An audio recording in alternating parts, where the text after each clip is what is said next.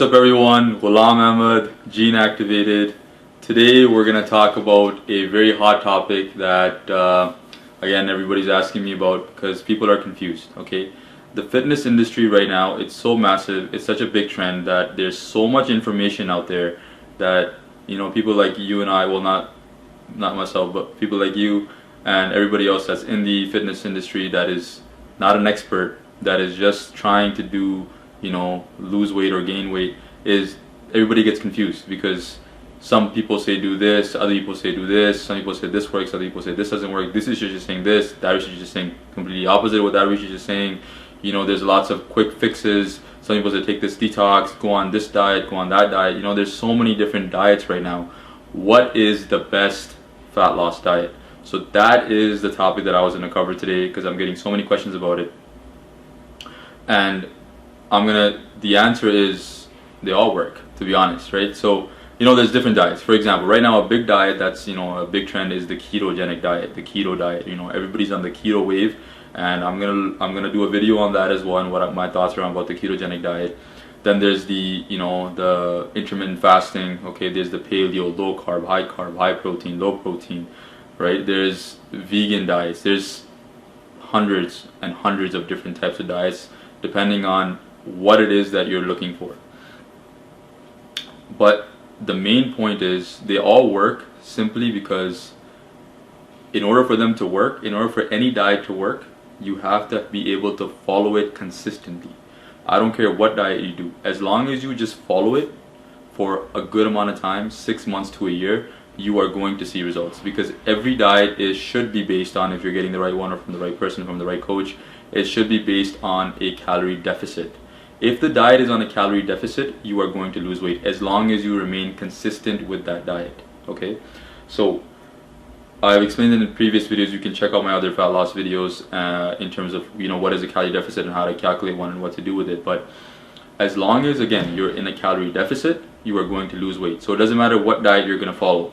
Now, can you follow a diet that you picked forever? That is the main question, because if you can remain consistent with the diet that you picked, you are not going to lose weight because you're going to stop doing it, right?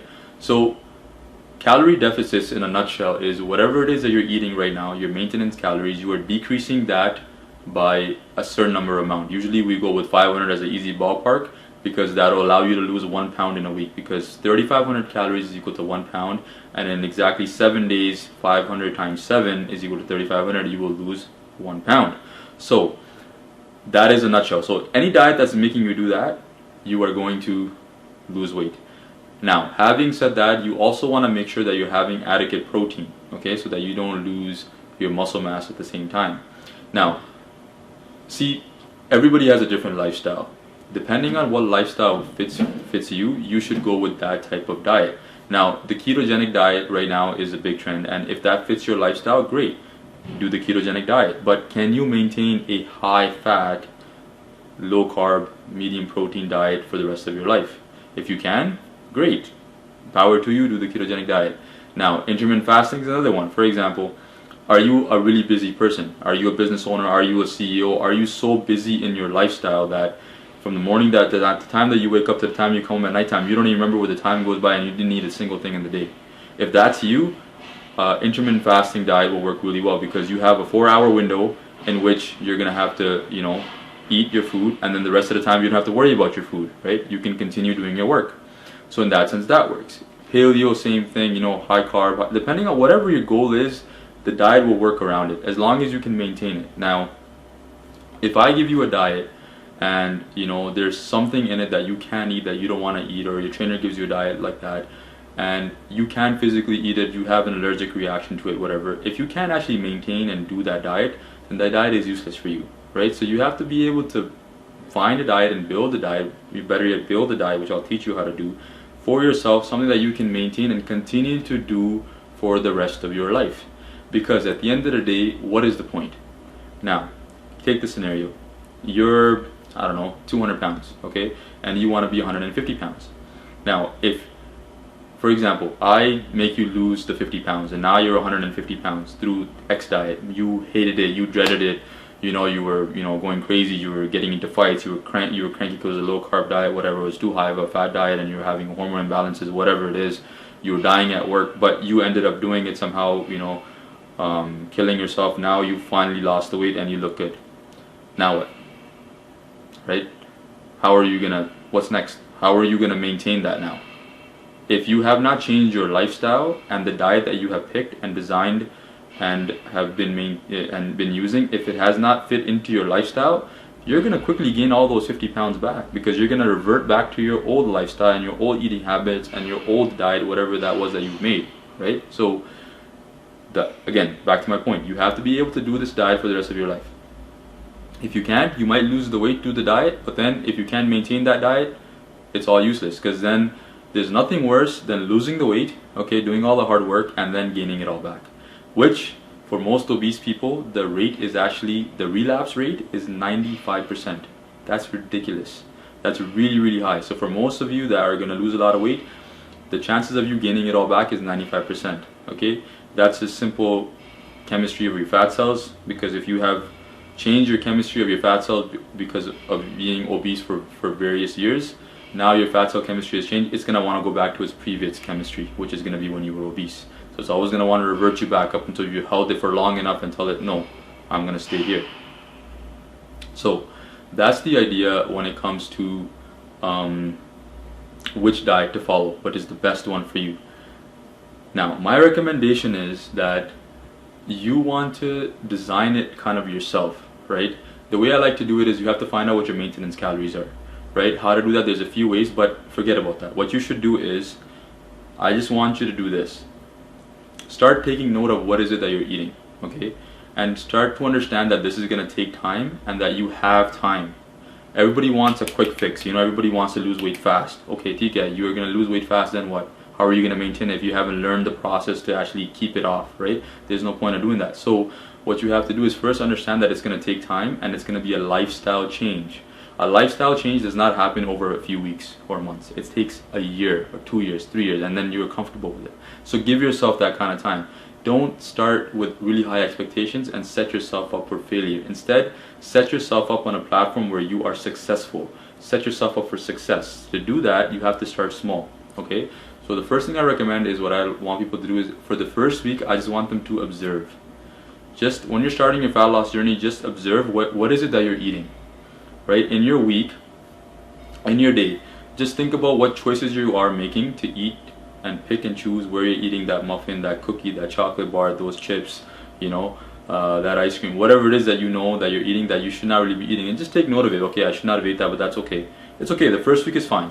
The first week you do that. The next week, what I want you to do is I want you to install an app called MyFitnessPal. It's a great app. It's free. By Under Armour. They should sponsor me. I just gave you a huge shout out. But anyways, what that app is, has a database of various foods, especially for South Asians. It has even roti and curry and stuff like that, so you can use that.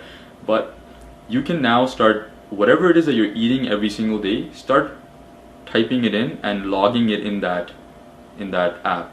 And what it does is that it actually calculates for you the amount of calories each thing has that you're eating, and at the end of the day you'll see how many calories you are taking in. Now I want you to do that for a week, okay? I don't want you to think about being healthy or making the right choice. I just want you to be normal. Go about your regular routine as you would anyways, and just write it down. It's going to take you maximum 3 minutes of your day, okay? You have that much time, or maximum 5 minutes of your day. So take that time and tally in everything that it is that you have eaten that day, and after a week, take the average of all of the days and see how many calories you were eating. Whatever that was, that's how many calories you take on a regular basis. So if that's 2,500, all I want you to do is your goal is going to be just drop that by 500. So subtract 500 from 2,500, or if you're taking 3,500 calories, that's 3,000. And now I want you to start taking 3,000 calories every single day. Now, how are you going to do that? Again, set yourself up for success, small steps, right? I don't want you to do that right away. I want you to do that over a span of 5 weeks. So I want you to drop your calories from 3,500 to 3,000 over a span of 5 weeks. The way I want you to do that is, remember that first week when you were taking note of all the things that that you should not have been eating? We all know the things that we're not supposed to be eating, okay? That pizza you had last night, you weren't supposed to have it. But anyways, at the end of the day, you know what it is that you're not supposed to be eating. Everybody knows. So all I want you to do in your first week when you start, I just want you to take one thing out and I want you to add one thing in. Understand? So you're going to take that one thing that you know you shouldn't be eating in that first week out of your diet. So if that's your regular chocolate chip cookie in the morning with your coffee, you're just going to stop having that chocolate chip cookie. Okay? And I want you to also add one thing in. So if that's, for example, something as small as you're not drinking enough water, you're now going to start drinking 1 extra glass of water in that whole week. And that's all I want you to do. I don't want you to change anything else, because all I want you to do is get into a habit of making one healthier choice a week. You're making one healthier choice, eliminating one thing out of your diet that you know you shouldn't be having, that's calorie dense and its process is not good for you, and adding one thing that's good for you. Now the second week, you're going to maintain that chocolate chip cookie, not having that chocolate chip cookie, and then the second you're going to take one more thing out.